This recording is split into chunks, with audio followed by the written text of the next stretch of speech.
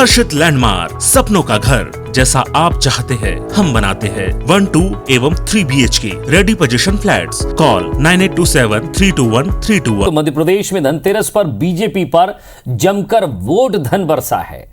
Mission 2023 से पहले महत्वपूर्ण माने जाने वाला ये उपचुनाव, जिस उपचुनाव में बीजेपी की बल्ले बल्ले हो गई है। बीजेपी की जीत पर जश्न का माहौल है। उपचुनाव में जीत ने बीजेपी के दिवाली के उत्साह को दुगुना कर दिया है। खुद सीएम शिवराज सिंह और प्रदेश बीजेपी अध्यक्ष वीडी शर्मा ने बीजेपी दफ्तर पहुंचकर कार्यकर्ताओं को बधाई दी, फुलझड़ी जलाकर खुशी का इजहार किया और एक दूसरे को मिठाई खिलाकर जीत की बधाई दी है। आपको बता दें कि अब तक आए नतीजों में बीजेपी के अब तक कठिन साबित होते रहे जोबट विधानसभा सीट, जिस पर बीजेपी के खाते में ये जीत आ गई है। यहां से बीजेपी प्रत्याशी सुलोचना रावत ने कांग्रेस के महेश पटेल को 6080 वोट से हरा दिया।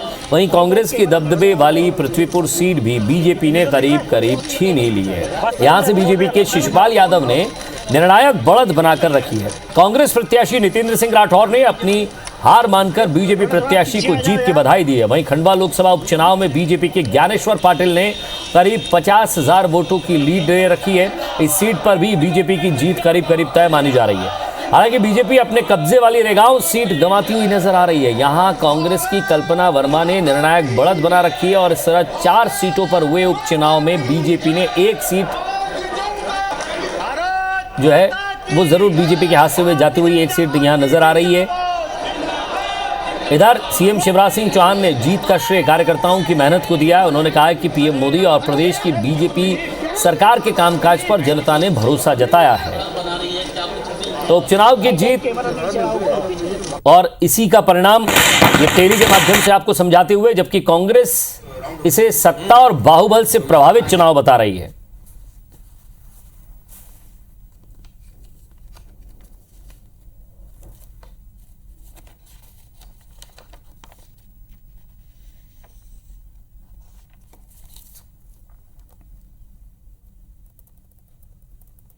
तो मध्य प्रदेश उपचुनाव में पहला रिजल्ट जोबट विधानसभा का आया। जोबट में भाजपा प्रत्याशी सुलोचना रावत ने कांग्रेस प्रत्याशी महेश पटेल को 6104 वोटों से हरा दिया। और इस विधानसभा उपचुनाव के ठीक पहले कांग्रेस छोड़कर आई सुलोचना रावत, जो कि चौथी बार विधायक बनी है और अब तक 5 बार विधानसभा चुनाव लड़ी भी हैं। तो एक मजबूत कैंडिडेट बीजेपी ने यहां तय किया था। हालांकि वो उनकी पार्टी की नहीं थी, कांग्रेस छोड़कर बीजेपी में आई थी। रेगांव की अगर बात की जाए तो रेगांव पृथ्वीपुर में भी तस्वीर साफ धीरे धीरे होने लगी है। रेगांव में कांग्रेस की कल्पना वर्मा ने लगभग वो जीत की तरफ बढ़ती ही जा रही हैं।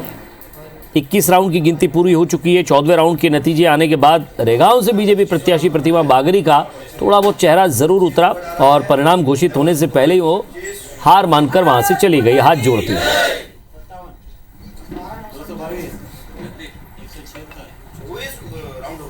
अब जरा खंडवा की बात कर लेते हैं। खंडवा में मतगणना के आंकड़ों में गड़बड़ी को लेकर कांग्रेस प्रत्याशी राजनारायण सिंह पुरनी पहुंचे एसडीएम के पास। थोड़ी तीखी नोकझोंक भी हुई, उनकी भड़के भी। उन्होंने कहा ये काम करने का तरीका है क्या यही व्यवस्था है? इस तमाम तरह के आरोप प्रत्यारोप चलते रहते हैं। और ये देखिए आप, जहां ज्ञानेश्वर पाटिल दोनों हाथ ऊंचे करते हुए और खुशी जाहिर करते हुए संगठन के लीडर थे। बीजेपी ने जब इन्हें टिकट दिया, हालांकि उस समय सिर्फ संगठन के लोग ही जानते थे, बाहर कोई जानता नहीं था। तस्वीर शो की तब लोगों को पता चला कि ये ज्ञानेश्वर पाटिल है, लेकिन आज जीत चुके हैं।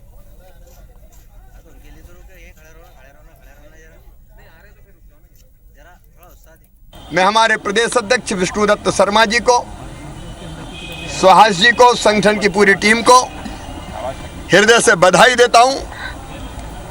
कार्यकर्ता जिन्होंने पसीना बहाया है, मंत्री सहित, क्योंकि वो भी कार्यकर्ता है, उनको भी बधाई देता हूं।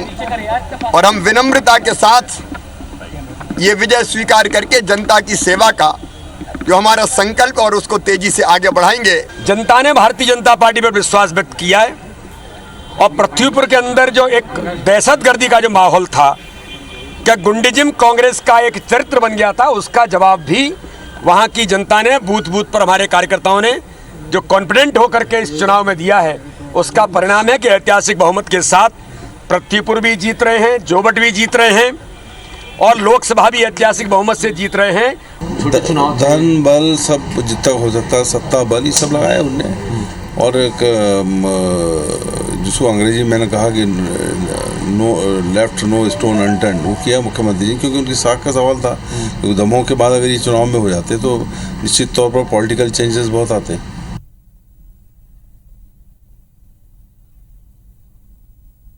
हमारे भारतीय जनता पार्टी के जो शीर्ष नेता हमारे प्रदेश के माननीय मुख्यमंत्री जी, हमारे भाजपा के अध्यक्ष प्रदेश के हमारे वी.डी. शर्मा जी, हमारे सभी मंत्री जी और सभी कार्यकर्ताओं की और हमारे सभी मतदाताओं की मेहनत से आज हम सफल हुए हैं।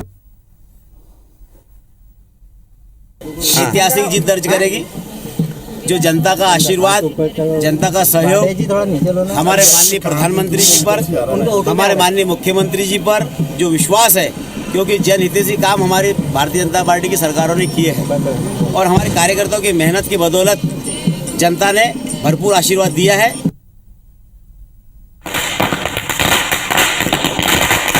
तस्वीरें आप देखिए, दिवाली से पहले किस तरह से जश्न मन रहा है, पटाखे फोड़े जा रहे हैं, एक दूसरे को मिठाइयाँ खिलाई जा रही हैं, बधाइयाँ दी जा रही हैं। रेगांव की अगर बात छोड़ दें, बात उसकी भी करेंगे, छोड़ेंगे नहीं, उस पर भी हम मंथन ज़रूर करेंगे और कुछ खास मेहमान हमारे साथ जुड़ेंगे तो पता लगाएंगे कि ये खुशी जो है वो रेगांव में क्यों नहीं चली, वहाँ क्या हुआ, वहाँ इस तरह की लड़ी कांग्रेस क्यों जला रही है, क्यों वो वहाँ पटाखे फोड़ रही है।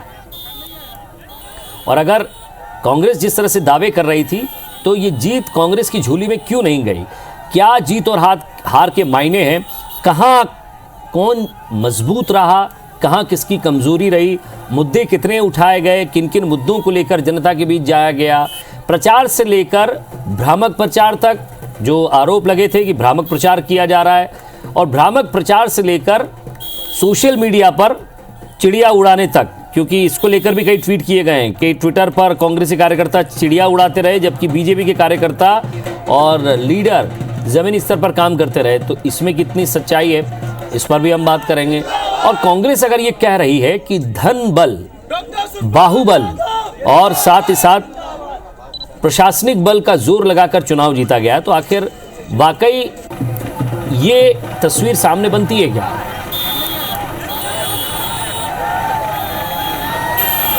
नितेंद्र सिंह राठौर कुछ कह रहे हैं, जरा टीकमगढ़ में उन्होंने क्या कहा मीडिया से, जरा एक बार सुनते हैं। हम लोग और बैठकर इसकी समीक्षा करेंगे, कहाँ हम लोग चूक गए, कहाँ कमी रह गई। लेकिन डॉक्टर शिशपाल यादव, मैं उनको बहुत बहुत बधाई देता हूँ, भारतीय जनता पार्टी को बधाई देता हूँ, और हम लोग हारे हैं तो हम उसकी समीक्षा करेंगे और सड़क पे संघर्ष करेंगे।